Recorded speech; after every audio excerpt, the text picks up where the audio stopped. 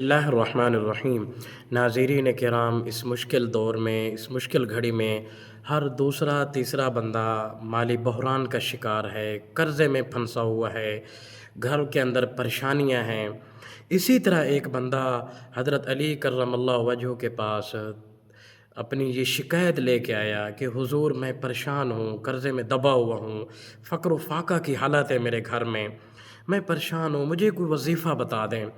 جیسے آج کل ہمارے پاس لوگ آتے ہیں، حضرت کو وظیفہ ہی بتا دیں، مالی بحران ہے، کاروبار نہیں چل رہا، کاروبار بیٹھ گیا ہے، گھر کے اندر پریشانی ہے، جتنا پیسہ آ رہا ہے پورا نہیں ہو رہا، سمجھ نہیں آ رہی کیا ہو رہا ہے۔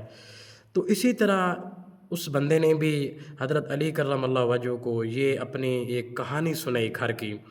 تو حضرت علی کرم اللہ وجہہ نے اسے فرمایا کہ اے اللہ کے بندے، میں آپ کو وہ کلمات نہ سکھا دوں جو آپ علیہ الصلاۃ والسلام نے ہمیں کلمات سکھائے۔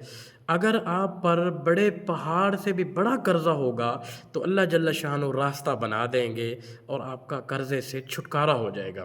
اور وہ دعا کون سی تھی، وہ کلمات کون سے تھے، میں ابھی پڑھنے لگا ہوں، توجہ سے سنیں، اس کو پڑھیں۔ جو بھی قرضے کے اندر دبا ہوگا، مالی بحران کا شکار ہوگا، اللہ جل شانہ اس دعا کے صدقے ان کی یہ پریشانی دور فرما دے گا۔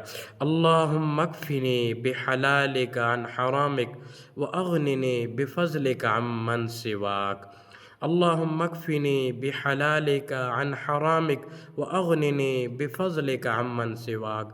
اس دعا کو کثرت سے پڑھیں، کم از کم ہر فرائض نماز کے بعد اس کا ورد کریں۔ اللہ جل شانہ جتنا بھی بڑا قرضہ ہوگا، جیسے حضرت علی کرم اللہ وجہہ نے فرمایا کہ اگر بڑے پہاڑ سے بھی بڑا تمہارا قرضہ ہوگا تو اس دعا کے صدقے اللہ جل شانہ دور فرما دیں گے۔ یقین اور ایمان کے ساتھ پڑھیے۔ اللہ ہم سب کا حامی و ناصر ہو۔